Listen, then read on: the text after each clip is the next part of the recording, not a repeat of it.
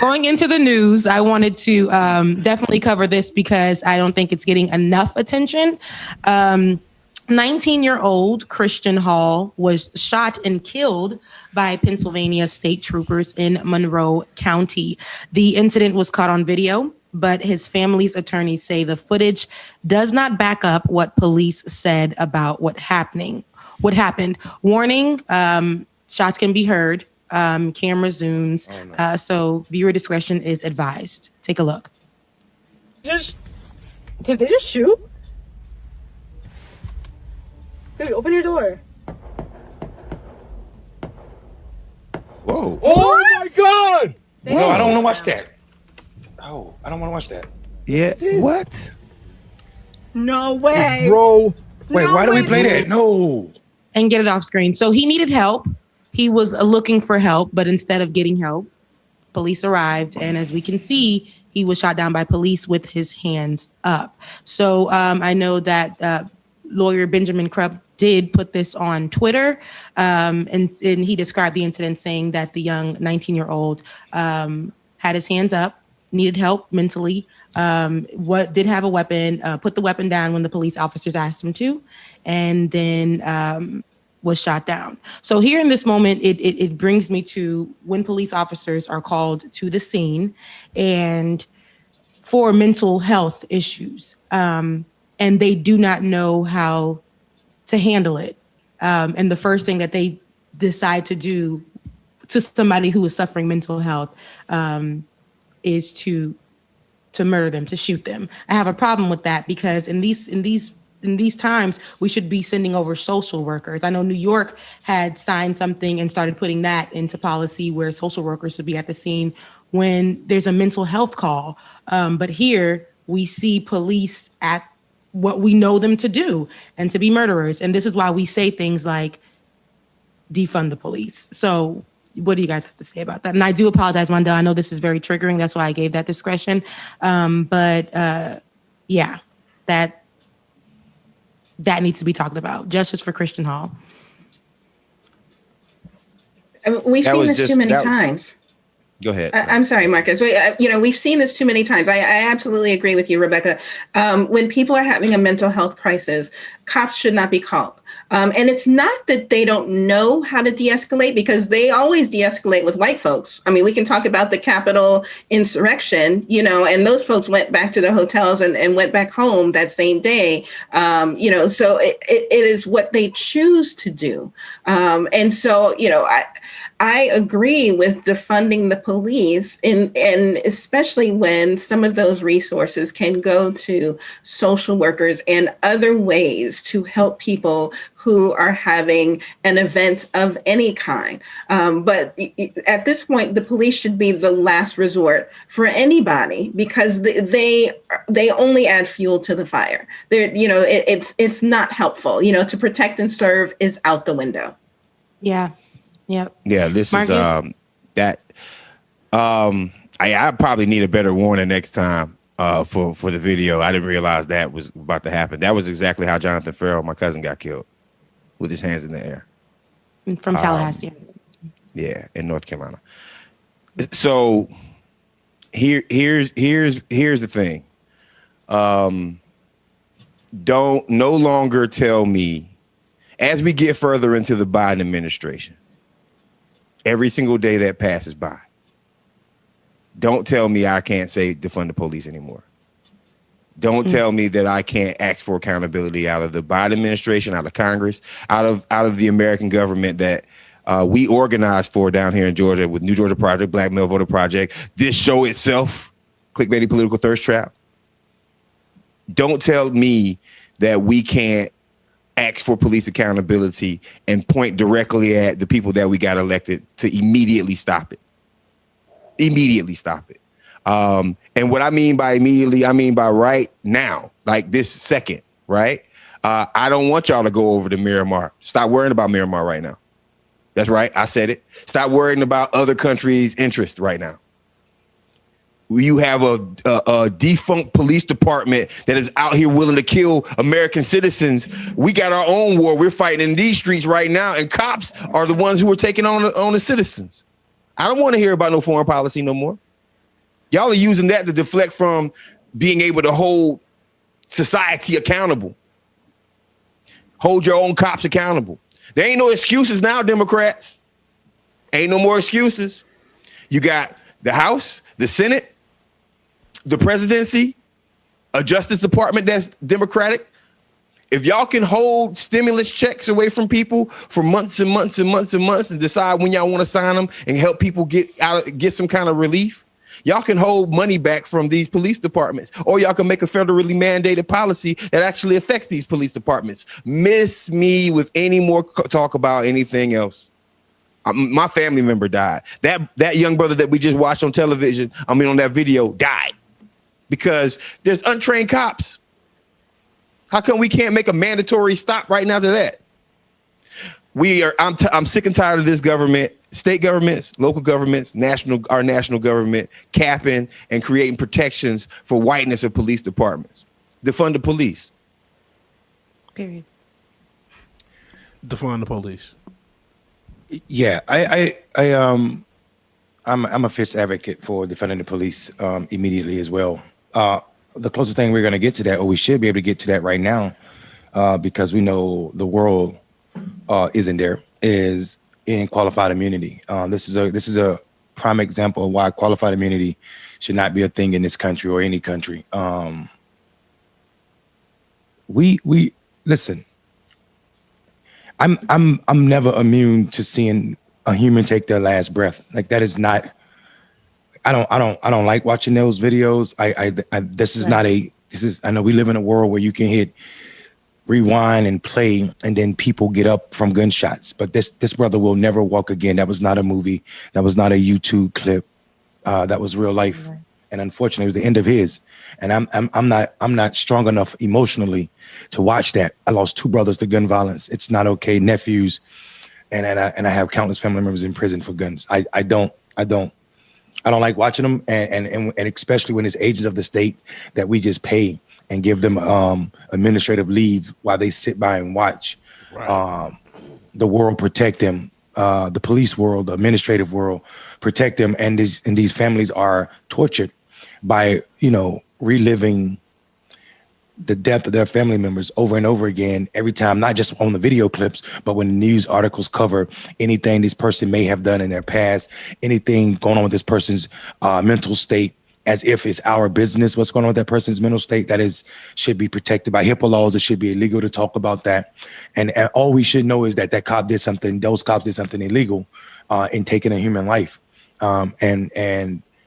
And then that's what we should be addressing. And that's the only thing we should be addressing. Unfortunately, this country will defer and say alleged, like the cops allegedly killed this man, like we didn't just watch it happen, until there's a trial. And then we know the trial will be swift and there'll be no justice served, like always. America's police problem is not a new problem. America's police problem is America's slave problem. The police department, the first police department, as I always tell people, it started in North Carolina, and they were slave catchers in the 1700s. And that seems like a long time ago, but for me, that's 5 or 6 generations, which means my great-great-granddaddy could have been a victim of a slave catcher, who now his great-great-grandson could be a cop. And to believe that that's a far stretch, all you need to do is look at the number of black men. For certain black men in this country, one of the leading causes of death is police officers. This is not because we are more criminal as a demographic. It's because it's reality. And until we're really in qualified immunity, these cops are going to continue to behave this way. Yeah. That video, once again, was really, really hard to see. I know each and every one of us on here has either seen so many, been around so many, have family members who have died at the hands of cops,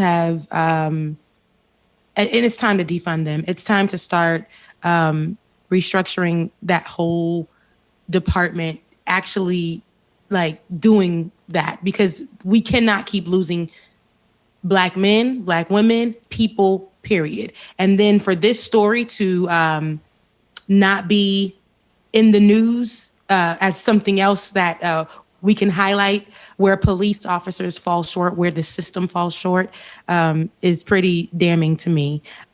So I thought that it would be great for us to cover this. Anytime we can showcase why police officers need to be defunded, I definitely will be an advocate for that, because all of these stories, I know like people, like I had a conversation with someone the other day and he was telling me like, it's not all police officers, or it's not all the, the whole police system or that kind of thing.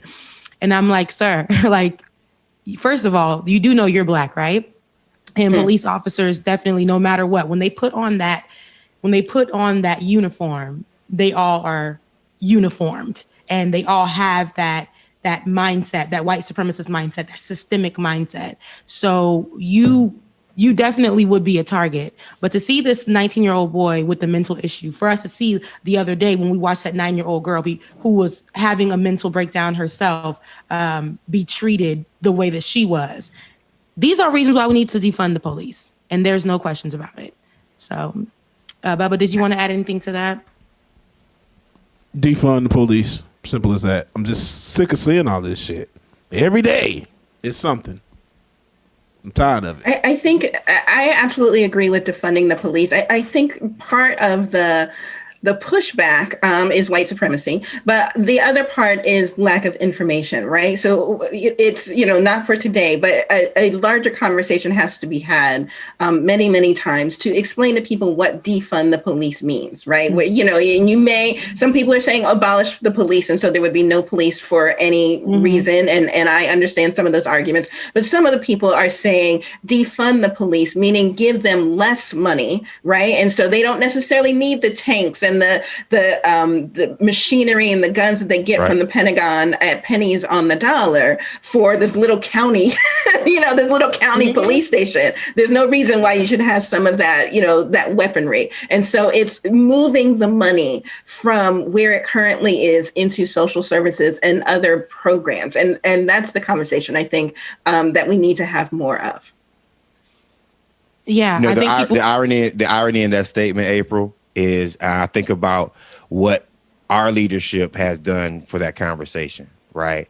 And we've talked about it before, but when Brother Barack came out and called it a catchy little slogan, and when Jim Clyburn came out and said we need to stop sloganeering, instead of saying that, they should have taken their platforms and actually explained to people what defund the police means, because they knew what it meant, right? Why take the angle when you have the biggest platforms? Why take the angle of protecting white supremacy and protecting their comfort instead of saying, because that's what it is. When you have a problem with the statement defund the police, you really have a problem with white folks feeling uncomfortable. That's it. Because most Black people I know, defund. Some of them have a problem with it. For the most part, it's, realistically, they're like, yeah, something else needs to happen with the police, right? But why can't our leaders use the platform to explain? Why do we have to change our slogans and what we say? And why can't they say, well, this is what we mean. This is why we asked for it, right? I didn't, if the civil rights movement said words like, I am a man, and that offended white folks, do you want us to say, I am a boy and expect it? So, April, I hear you. We just need to hold our own people more accountable to not try to cheapen and lessen what a statement means. And you can also tell, I say this all the time, you can also tell who went to a protest and who didn't. You could tell, because if you went to a protest last year for the uprisings, any one of them, the number one slogan was defund the police. I think go ahead, Marcus. And then there was a pregnant pause. Go ahead. Yeah, I'm sorry. I did pregnant. So I just want I want America to stop gaslighting Black people when we say what we want. That's it. Go ahead, Mondale. Yeah, I was just gonna say. I mean, I think we need to go further with defund the police, and it has to be more than just limiting. I think everybody should be pushing for abolishing the police, and I think people uncomfortable with that is just comfortable with the way of life that America tells you that you must live. We do not need police in its current iteration at all in this country. So I think anybody that does not see that is not looking at what the safest countries around the world and how they police their citizens. It's nothing like what happens in this country. Because already, Biden can champion that he he has already defunded the police by limiting or stopping military equipment from going to local police forces, right? So, in order to prevent moderates like Biden from already saying we've already defunded the police, we must push for more. Because we know that they'll take the easy way out. And he's already signed an executive order said that police forces can no longer get tanks and some of the military equipment. So we must require more, but for us losing more Black lives. Yeah, and I think the police department is it's an utter failure because it never made sense. It was all about resources and controlling a population. And I tell people, if you don't believe me, just look at this, just go back and look at history. This country had no jails for the most part before slavery ended. The whole state of North Carolina had 2 jails before slavery ended. The need to police is directly tied to Black freedom. And if we're not addressing that, we're not being serious. So I'm saying we should be pushing for abolishing the police, and defund the police should mean the same thing.